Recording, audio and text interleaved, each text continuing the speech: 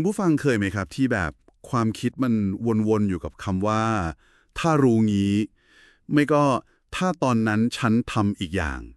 คือเรามักจะได้ยินบ่อยๆใช่ไหมครับว่าให้ชีวิตแบบไม่เสียดายหรือ no regrets อะไรแบบนั้นนะครับแต่เคยสงสัยไหมครับว่าการไม่รู้สึกเสียดายอะไรเลยเนี่ยมันดีจริงหรอ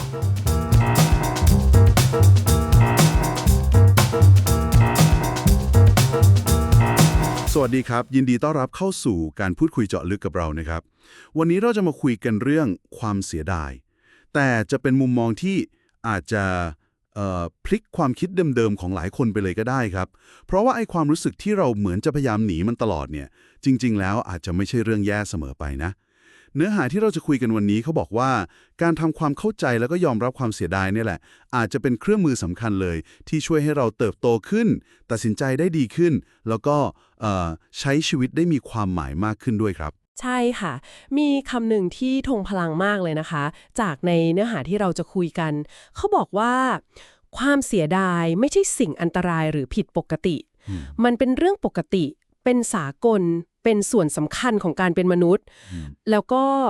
การทำความเข้าใจมันอย่างถูกต้องเนี่ยไม่จำเป็นต้องฉุดรั้งเราลง แต่มันสามารถยกระดับเราขึ้นได้ค่ะ โหฟังดูดีเลยครับ ค่ะ เนื้อหาหลักๆวันนี้มาจากหนังสือชื่อ The Power of Regret How Looking Backward Moves Us Forward ค่ะ พลังของความเสียดายใช่ค่ะ หรือพลังของความเสียดาย การมองย้อนกลับไปขับเคลื่อนเราไปข้างหน้าได้อย่างไร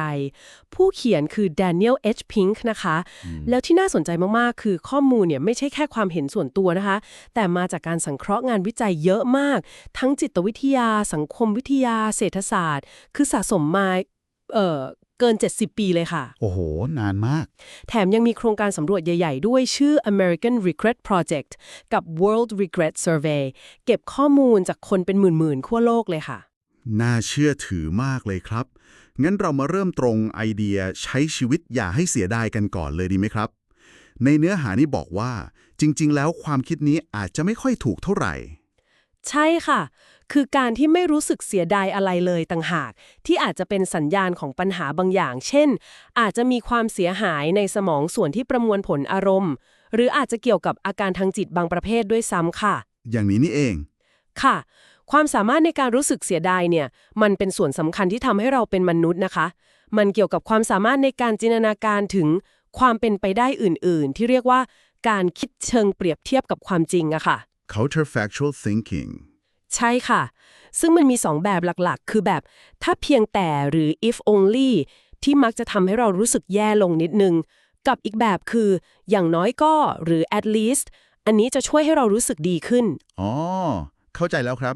เหมือนตัวอย่างคลาสสิกเรื่องนักกีฬาโอลิมปิกใช่ไหมครับที่เขาว่ากันว่านักกีฬาเหรียญเงินมักจะดูไม่มีความสุขเท่าเหรียญทองแดงใช่เลยค่ะ เพราะคนได้เหรียญเงินมักจะคิดว่าถ้าเพียงแต่ฉันเร็วกว่านี้อีกนิดเดียวเองก็ได้เหรียญทองแล้วอะไรแบบนั้นในขณะที่คนได้เหรียญทองแดงอาจจะคิดว่าอย่างน้อยก็ฉันก็ได้เหรียญนะไม่ได้กลับบ้านมือเปล่าถูกต้องค่ะ พลังของการเปรียบเทียบมันมีผลขนาดนั้นเลย แล้วถึงแม้ว่าความคิดแบบถ้าเพียงแต่มันจะทำให้เจ็บปวดตอนแรกๆนะคะ แต่มันคือกลไกสำคัญเลย ที่กระตุ้นให้เราเรียนรู้จากอดีต เพื่อไปปรับปรุงการตัดสินใจในอนาคตทำให้เราทำได้ดีขึ้นค่ะ แล้วจากที่เขาสำรวจคนเป็นหมื่นๆทั่วโลกนี่เขาเจอรูปแบบความเสียดายที่เหมือนกันไหมครับหรือว่ามันก็แล้วแต่คนแล้วแต่เรื่องไปนี่คือส่วนที่น่าทึ่งมากค่ะ คือจากข้อมูลเยอะขนาดนั้น พบว่าความเสียดายของคนเราทั่วโลกเลยนะคะ ไม่ว่าจะวัฒนธรรมไหน อายุเท่าไหร่ มันมักจะไม่ได้เกิดจากเรื่องผิวเผินแบบที่เราคิดกัน เช่น เสียดายรถคันนั้น ไม่ได้ซื้อบ้านหลังนี้ อะไรแบบนั้น แต่สามารถจัดกลุ่มได้เป็น 4 ความเสียดายแกนหลัก หรือ core regrets ที่สะท้อนความต้องการพื้นฐานของมนุษย์เลยค่ะ 4 แกนหลักน่าสนใจครับมีอะไรบ้างครับแกนแรกคือ foundation regrets ค่ะความเสียดายเรื่องรากฐาน อันนี้คือเสียดายที่ไม่ได้สร้างความมั่นคงในชีวิตแต่เนิ่นๆเช่น ไม่ขยันเรียน ไม่ได้ออมเงิน ไม่ดูแลสุขภาพ อ๋อพวกพื้นฐานชีวิตใช่ค่ะ มักจะมาในรูปถ้าเพียงแต่ฉันรอบคอบกว่านี้ มีวินัยกว่านี้ ขยันกว่านี้ มันคือความต้องการความมั่นคงค่ะ แกนที่2คือ boldness regrets ความเสียดายเรื่องความกล้า อันนี้เป็นเรื่องของการที่ไม่ได้คว้าโอกาสหรือไม่กล้าเสี่ยงทำตามที่ใจอยากทำจริงๆ เช่น เช่น ไม่กล้าเริ่มธุรกิจของตัวเอง ไม่กล้าบอกรัก ไม่กล้าเดินทางไปในที่ที่อยากไป มักจะคิดว่าถ้าเพียงแต่ฉันกล้ากว่านี้ อันนี้สะท้อนความต้องการเติบโต อยากใช้ชีวิตให้เต็มที่นะคะ ข้อนี้น่าจะโดนใจหลายคนเลยนะครับไอ้ความเสียดายที่เกิดจากการไม่ได้ทำเนี่ย ใช่ค่ะ คนส่วนใหญ่เสียดายสิ่งที่ไม่ได้ทำมากกว่าสิ่งที่ทำไปแล้วนะคะ แกนที่ 3 คือ moral regrets ความเสียดายเรื่องศีลธรรม คือเสียดายที่เคยทำผิดหลักการตัวเอง ผิดคำพูด หรือไปทำร้ายจิตใจคนอื่น เช่น โกหก นอกใจ เอาเปรียบ ก็จะคิดว่าถ้าเพียงแต่ฉันทำในสิ่งที่ถูกต้อง อันนี้คือความต้องการเป็นคนดีค่ะ ครับ และสุดท้ายแกนที่ 4 connection regrets ความเสียดายเรื่องความสัมพันธ์ค่ะ คือเสียดายที่ปล่อยให้ความสัมพันธ์ดีๆ กับคนสำคัญในชีวิต ไม่ว่าจะเป็นครอบครัว เพื่อน คนรัก มันห่างหายไป หรือไม่ได้ใส่ใจดูแลเท่าที่ควร ก็จะคิดว่าถ้าเพียงแต่ฉันได้ติดต่อ ใส่ใจมากกว่านี้ ให้เวลามากกว่านี้ อันนี้สะท้อนความต้องการความรัก การเชื่อมต่อกับคนอื่นค่ะ โห พอจัดกลุ่มแบบนี้แล้ว มันเห็นภาพชัดขึ้นเยอะเลยครับ มันเหมือนกับว่าความเสียดายพวกนี้กำลังบอกเราทางอ้อมว่า จริงๆ แล้วอะไรคือสิ่งที่สำคัญกับชีวิตเรากันแน่ ถูกต้องเป๊ะเลยค่ะ ผู้เขียนเปรียบเทียบเหมือนกับว่า ความเสียดาย4แกนนี้ เป็นภาพเนกาทีฟของชีวิตที่ดี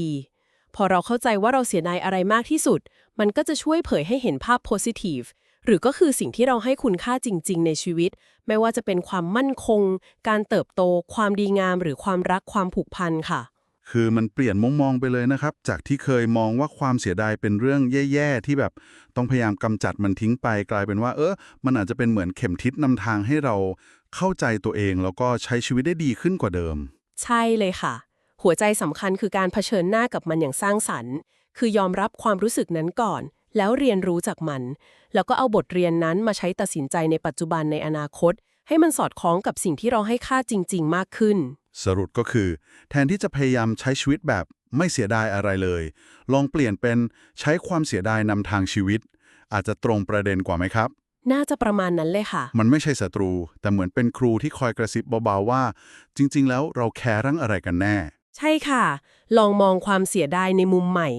เรียนรู้จากมัน แล้วก็ใช้มันเป็นพลังขับเคลื่อนไปข้างหน้าได้เลยค่ะ เพื่อสร้างชีวิตที่มันตรงกับคุณค่าที่เรายึดถือจริงๆ มากขึ้น เพราะฉะนั้นครั้งต่อไปที่ความรู้สึกเสียดายมันผุดขึ้นมาในใจ บางทีคำถามสำคัญอาจจะไม่ใช่ว่าทำยังไงให้ความรู้สึกนี้มันหายไปเร็วๆ แต่อาจจะเป็นความรู้สึกนี้มันกำลังพยายามบอกอะไรเกี่ยวกับความต้องการลึกๆของเรากันแน่นะ วันนี้ก็ขอบคุณสำหรับการติดตามการพูดคุยเจาะลึกของเรานะครับ หวังว่าเนื้อหาที่เรานำมาคุยกันวันนี้จะเป็นประโยชน์แล้วก็อาจจะจุดประกายความคิดใหม่ๆให้กับคุณผู้ฟังได้บ้างนะครับ ถ้าชอบเนื้อหาแนวนี้ก็อย่าลืมกดติดตามกันไว้นะครับ จะได้ไม่พลาดประเด็นน่าสนใจที่เราจะนำมาขุดคุยกันในครั้งต่อๆไป สำหรับวันนี้ สวัสดีครับ